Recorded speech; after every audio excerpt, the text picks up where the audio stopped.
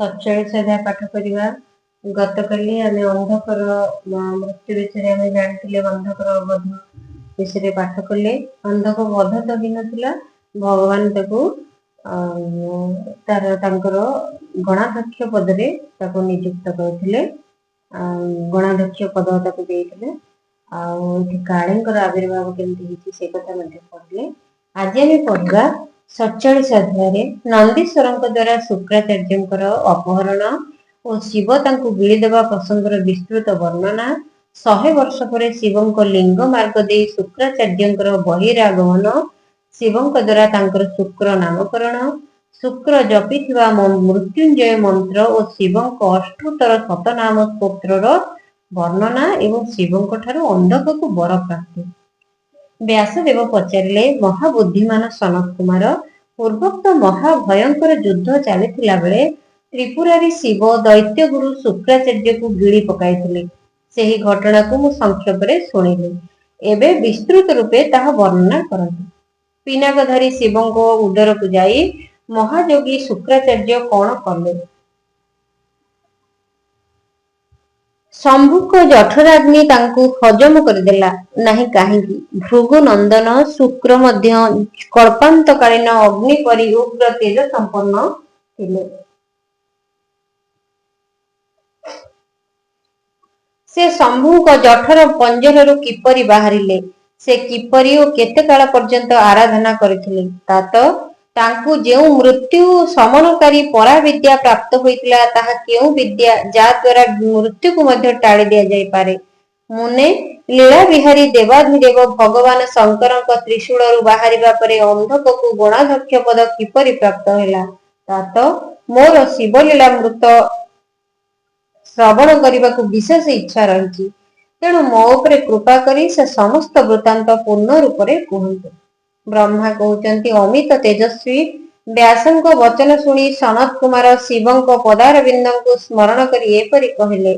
सनत कुमार कहले मुनिवर भगवान शंकर प्रमथ गण विजयी होउतबा देखि अंधक डरी जाई शुक्राचार्य शरण को गला एवं से काकुति मिनती होई युद्ध रे निहत असुरंक मृत संजीवनी विद्या द्वारा जीवित करदेबाकू प्रार्थना कला।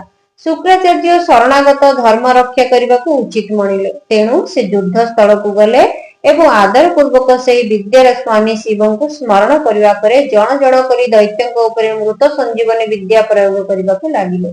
यह फल सेठारे मृत समस्त दैत्य दानव निद्रार उठिला पड़ी एका बेले को उठी हाथ में अस्त्र शस्त्र धरी छिड़ा हो गले।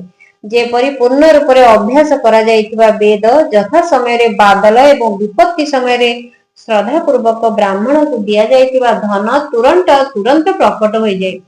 सेहीपरि मृत दैत्य माने उठी ठिया हो गले एवं सेमाने प्रमथ गण को भयंकर माड़ मारिले। प्रमथ माने जाई प्रमथेश्वर शिव को ये समाचार शुणाई देले। शिव कहले नंदिन तुम्हें अविलंबे जाओ एवं बाजपक्षी द्वारा शिकार को उठाई आण। परी द्विजवर शुक्राचार्य को उठाई नहीं आस। तुम्हें अविलंब जाई बाजपक्षी तार शिकार को उठाई आनिला परी द्विजवर शुक्राचार्य को उठाई नहीं आस।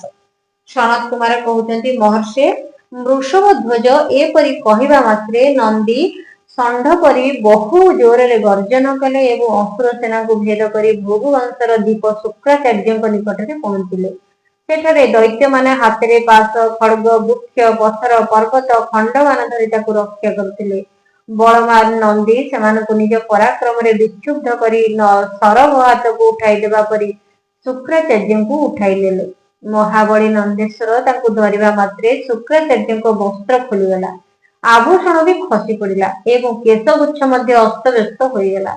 यह देखि देव शत्रु दानव गण तांको मुक्त करिया पई सिंहनाद करी नंदी पछे पछे दौड़िले एवं तांको ऊपर को तीव्र बेगरे त्रिशूल तरवारी फारसा तीक्ष्ण चक्र पाषाण कंपन आदि अस्त्र वर्षा कले। देवासुर संग्राम एपरि विकराल रूप धारण करिबारु गणाधिप नंदी निज मुखरु अग्नि उद्गीरण करी शह शह अस्त्र को भस्म करदेले एवं भृगु नंदन को चापी धरिबा सह शत्रु दल को व्यथित करी शिवंक समीप आसी पहुंची गले।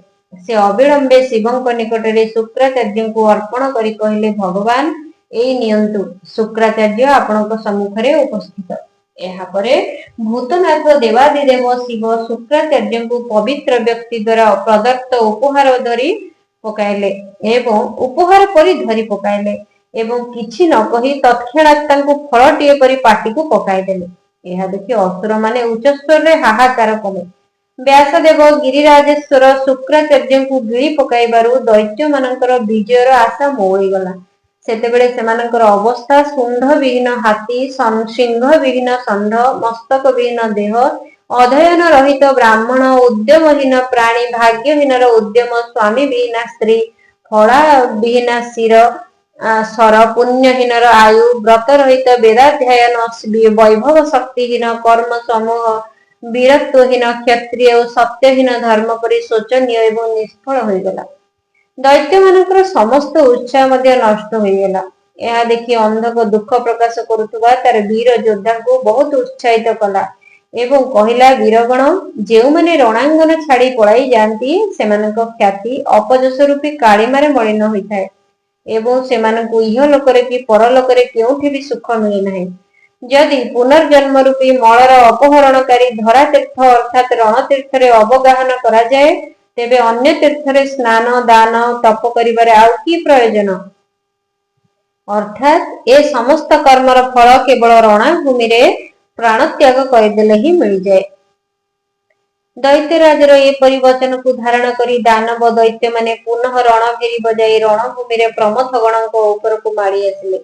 ସେମାନେ ଶର, ଖଡ୍ଗ, ବଜ୍ର ତୁଲ୍ୟ କଠୋର ପଥର, ଭୂଷୁଣ୍ଡି, ବିନ୍ଧିପାଳ, ପଟିଶ, ତ୍ରିଶୂଳ, ଲକୁଟ, ମୂଷଳ ଦ୍ୱାରା ପ୍ରହାର କରି ଭୟଙ୍କର ଯୁଦ୍ଧ କଲେ। ଏପରି ଭୀଷଣ ଯୁଦ୍ଧ ଭିତରେ ବିନାୟକ, ସ୍କନ୍ଦ, ନନ୍ଦୀ, ସୋମନନ୍ଦୀ, ବୀର ନୈଗମେୟ, ମହାବଳୀ, ବୈଶାଖ ପ୍ରଭୃତି ଉଗ୍ର ଶିବଗଣ ମାନେ ଅନବରତ ତ୍ରିଶୂଳ ଶକ୍ତି ଓ ବାଣ ସମୂହର ଭୟଙ୍କର ବର୍ଷା କରି ଅନ୍ଧକକୁ ଅନ୍ଧ କରିଦେଲେ। ସେତେବେଳେ ପ୍ରମଥ ଓ ଅସୁରଙ୍କ ସୈନ୍ୟବାହିନୀରେ ଭୀଷଣ କୋଳାହଳ ଶବ୍ଦ ହେଲା। ଏଭଳି ଘୋର ଶବ୍ଦକୁ ଶୁଣି ଶମ୍ଭୁଙ୍କ ଉଦରରେ ସ୍ଥିତ ଶୁକ୍ରାଚାର୍ଯ୍ୟ ଆଶ୍ରୟ ଶୂନ୍ୟ ବାୟୁ ପରି ଉଦରରୁ ବାହାରିବାକୁ ମାର୍ଗ ଖୋଜି ବୁଲିବାକୁ ଲାଗିଲେ।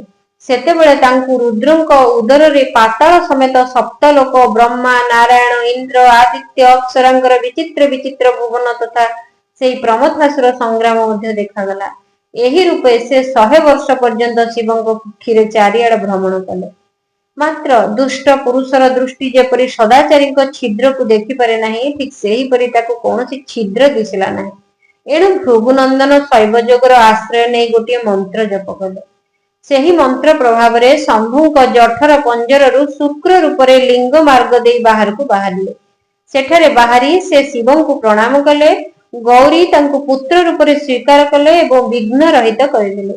ତାପରେ କରୁଣାସାଗର ମହେଶ୍ୱର ଭୃଗୁନନ୍ଦନ ଶୁକ୍ରାଚାର୍ଯ୍ୟଙ୍କୁ ବୀର୍ଯ୍ୟ ମାର୍ଗ ଦେଇ ବାହାରିଥିବା ଦେଖି ସ୍ମିତ ହାସ ପୂର୍ବକ କହିଲେ।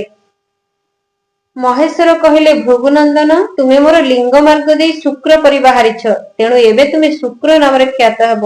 ଏବେ ତୁମେ ମୋର ପୁତ୍ର ହୋଇଗଲ। ସନତ କୁମାର କହୁଛନ୍ତି, ହେ ମୁନିବର, ଦେବେଶ୍ୱର ଶିବ ଏପରି କହିବାରୁ ସୂର୍ଯ୍ୟ ସମ କାନ୍ତିବାନ ଶୁକ୍ର ପୁନଃ ଶିବଙ୍କୁ ପ୍ରଣାମ କଲେ ଏବଂ ହାତ ଯୋଡ଼ି ସ୍ତୁତି କଲେ। ଶୁକ୍ର କହିଲେ, ହେ ଭଗବାନ, ଆପଣଙ୍କର ପାଦ, ଶିର, ନେତ୍ର, ହସ୍ତ, ଭୁଜ ଅନନ୍ତ। ଆପଣଙ୍କ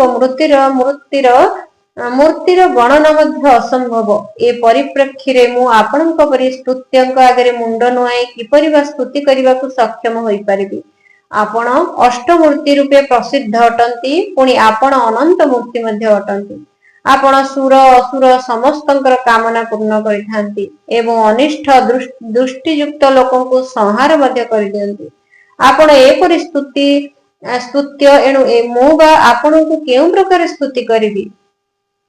ସନତ କୁମାର କହୁଛନ୍ତି, ମୁନେ, ଶୁକ୍ରାଚାର୍ଯ୍ୟ ଏହି ରୂପରେ ସ୍ତୁତି କରି ତାଙ୍କୁ ନମସ୍କାର କଲେ। ଏପରି ତାଙ୍କଠାରୁ ଆଜ୍ଞା ନେଇ ମେଘମାଳା ଭିତରେ ଚନ୍ଦ୍ର ପ୍ରବେଶ କଲା ପରି ପୁନଃ ଦାନବଙ୍କ ସେନାରେ ପ୍ରବେଶ କଲେ। ବ୍ୟାସଦେବ ଶିବ ଶୁକ୍ରଙ୍କୁ କିପରି ଗିଳି ପକାଇଥିଲେ ସେହି ପ୍ରସଙ୍ଗ ମୁଁ କହିଦେଲି। ଏବେ ଶମ୍ଭୁଙ୍କ ଉଦରରେ ଶୁକ୍ର ଯେଉଁ ମନ୍ତ୍ର ଜପିଥିଲେ ତାହା ଶୁଣ ମହର୍ଷେ। ସେହି ମନ୍ତ୍ର ହେଲା, ଓಂ ନମସ୍ତେ ଦେବେଶାୟ ସୁରାସୁର ନମସ୍କୃତ୍ୟାୟ ଭୂତ ଭବ୍ୟ ମହାଦେବାୟ ହରିତ ପିଙ୍ଗଳ ଲୋଚନାୟ ବଳାୟ ବୁଦ୍ଧିରୂପେଣ ବୈୟାଘ୍ର ବସନ ଛଦାୟ ରଣେୟାୟ त्रिलोक्य त्रिलोकैक्य प्रभवे ईश्वराय हराय हरिनेत्राय जुगान्तकरणाय नाळाय गणेशाय लोकपालाय महाभुजाय महाहस्ताय शूलिने महाद्रष्टिणे कालाय महेश्वराय अव्ययाय कालरूपिणे नीलग्रीवाय महेदराय गणाध्यक्षाय सर्वात्मने सर्वभावनाय सर्वगाय मृत्युहंत्रे पारिजात्र सुब्रताय ब्रह्मचारिणे वेदांतगाय तपोन्तगाय पशुपतये व्यंगाय शूलपाणाय वृषकेतवे हरये जटिने त्रिखंडिने लकुटिने महाजससे भूतशिराय गुहवासिने वीणापण बताळवते अमराय दर्शनीयाय बाल सूर्य निभाय श्मशानवासिने भगवते उमापतये अरिंदमाय भगस्याक्षिपातिने पुष्णु दशन नाशाय क्रूरकर्तकाय पाशहस्ताय प्रलय कालाय उल्का मुखाग्नि केतवे मुनये दीप्ताय विसंपायते उन्नयते जनकाय चतुर्थकाय लोकसप्तमाय वामदेवाय वाग्दक्षिणाय वामत भिक्षवे भिक्षुरूपिणे जटिने स्वयं जटिलाय शक्रहस्त प्रतिस्तंभकाय वसुनां स्तंभकाय क्रतवे क्रतुकराय कालाय मेधाविने मधुकराय चलाय वानस्पत्याय वाजसनेति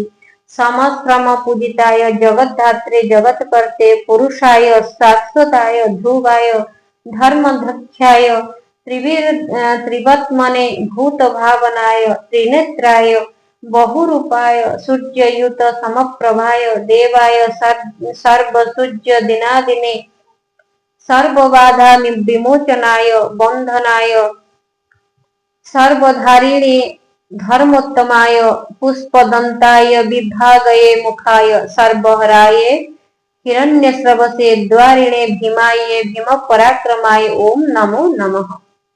एई मंत्र शुक्राचार्य जेतेबेले महादेवंकर उदर भितर थिले से मंत्र जप करिथिले। उपरोक्त श्रेष्ठ मंत्र को जप करी शुक्र शंभुक जठर पंजरु लिंग मार्ग दे उत्कट वीर्य परि बाहरिथिले। शिवंक ठारू बाहरिबारु गौरी तांको पुत्र रूपे आपणार करिनेले एवं जगदीश्वर शिव अजर अमर करिदेले। सेतेबेले से अद्वितीय शंकरंकर सदृश शोभा पाइले। से 3000 वर्ष बीती जावा परे जेतेबेले वेदनिधि मुनिवर शुक्र पुनः एई रूपे भूतଳରେ महेश्वरंक ठारू उत्पन्न हेले सेतेबेले से धैर्यशाली एवं तपस्वी दानवराज अंधकଙ୍କୁ देखिले तार शरीर सुखी जाइथिला एवं से त्रिशूल उपरे झूली रही परमेश्वर शिवंको ध्यान करुथिला। से शिवंकर निम्नक्त 108 नाम स्मरण करुथिला। आमे एले शिवंकर 108 नाम स्मरण करबाक जाउछे। ये होचंती अंधक त्रिशूल उपरे झूली रही शिवंकर ए 108 नाम स्मरण करिथिला। चलंतु पढ़िबा शिवंकर 108 नाम। महादेव देवतांक मध्यरे महान जिए से होचंती महादेव। विरूपाक्ष विकराल लोचन चंद्रार्धकृत शेखर मस्तकरे अर्धचंद्र धारणकारी अमृत अमृत स्वरूप शाश्वत सनातन स्थाणु समाधिस्थ अवस्था स्थावर पर स्थिर नीलकंठ गलारे नीलचिह्न धारणकारी पिनाकी पिनाक धनु धारणकारी वृषभाक्ष वृषभर नेत्र परि विशाल नेत्रधारी महागेय महान रूपरे जानिबार योग्य पुरुष अंतर्यामी सर्व कामद समस्त कामना पूरणकारी कमारी कामारी कंदर्प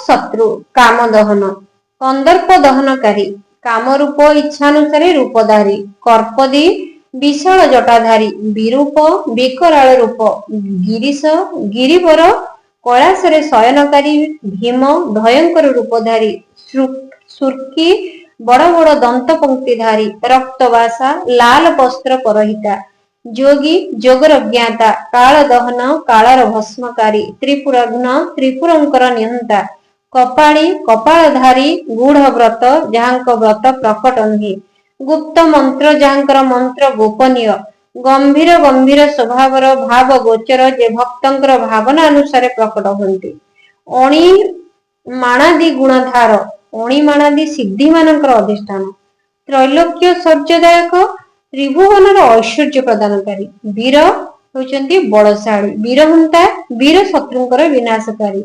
घोर दुष्टंक निमंते भयंकर। विरूप विकट रूपधारी। मांसल सुपुष्ट शरीरधारी। पटु निपुण। महामांसद श्रेष्ठ फलर शस भक्षणकारी।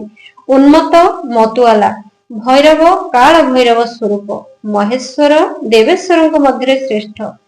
त्रैलोक्य द्रावण त्रैलोक्य नाशकारी। लुब्ध स्वजनों प्रति लोभी।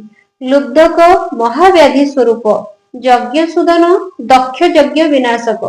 कृतिका सुतयुक्त कार्तिकेयଙ୍କ सह युक्त। उन्मुक्त उन्मुत सदृश वेशधारी।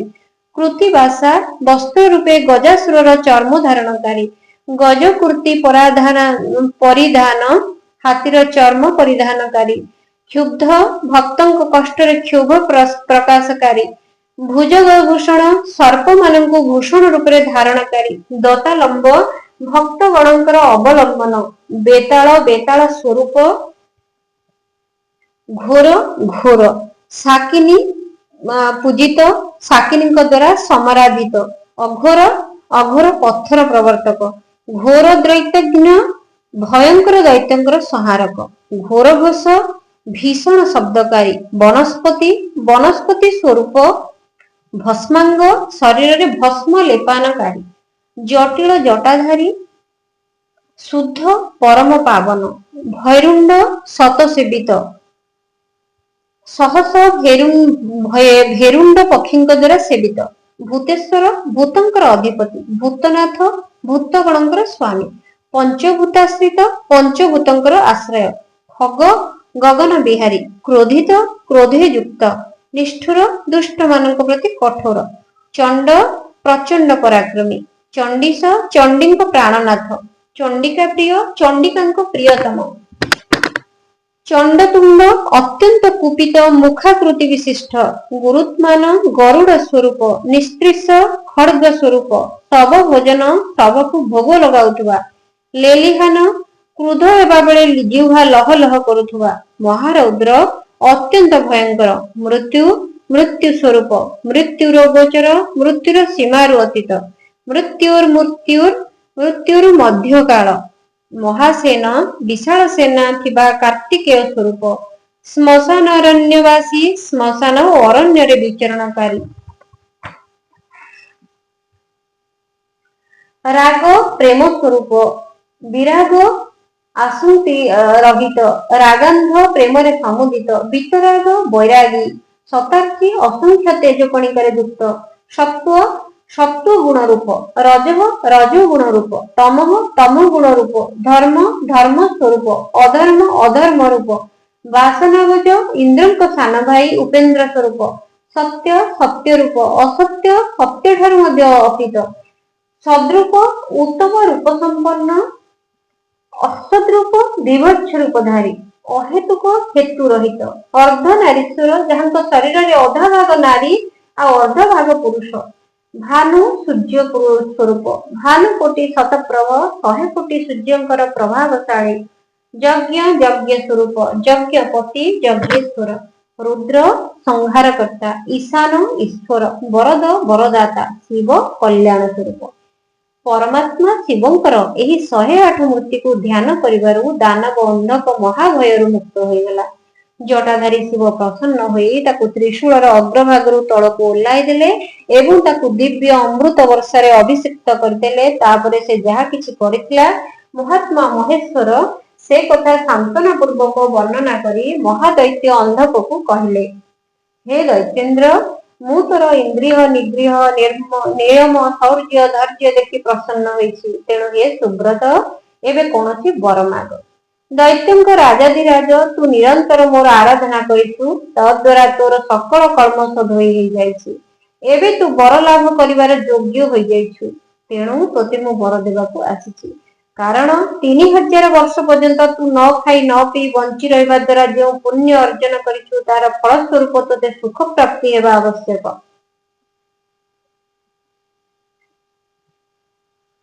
सनत कुमार कहउचंती, मुने ए कथा सुनी अंधक भूमि रे आंठी पड़ी हाथ जोड़ी थई थई भगवान उमापति को कहला, हे भगवान, आपणकर महिमा न जानी मु प्रथमे रणांगन रे हर्ष गद होई आपणकु जो दिनहीन नीति निचाति नीच बोली कहिछि एवं मूर्खता हेतु निंदित कर्म करिछि प्रभु से सब को आपणक मनरु भूली जांतु। महादेव मु अत्यंत नीच दुखी मु कामदोष प्रसत पार्वती देवी विषय मु जो दूषित भावना करथिली ताहा क्षमा कर दियंतु।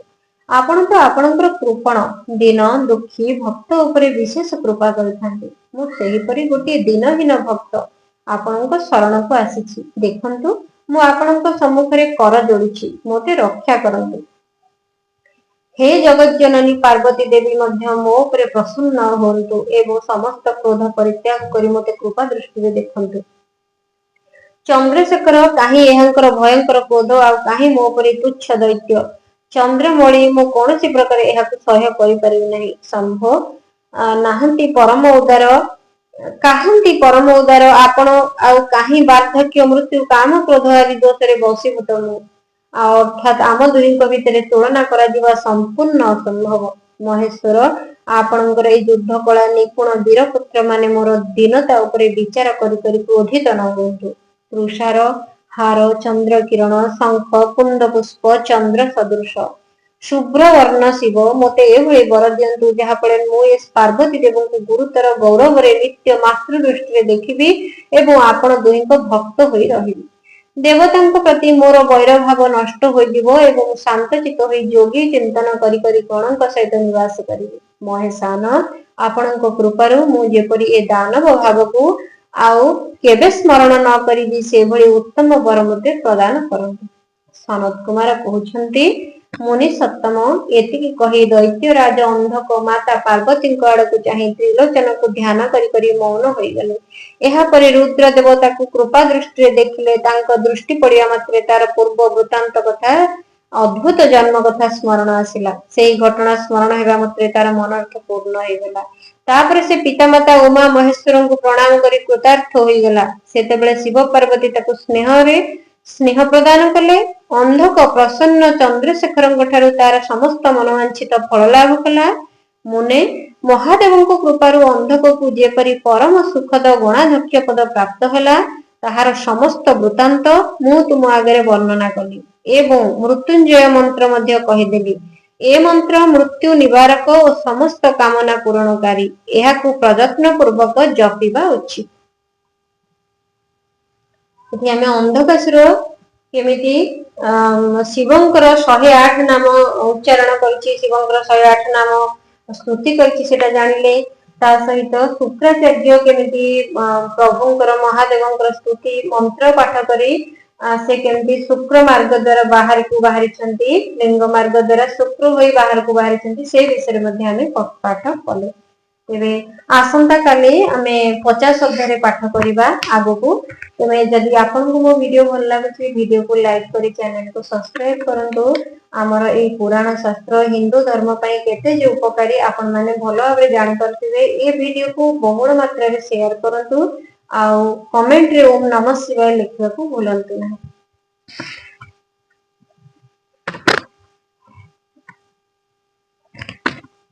नमः शिवाय।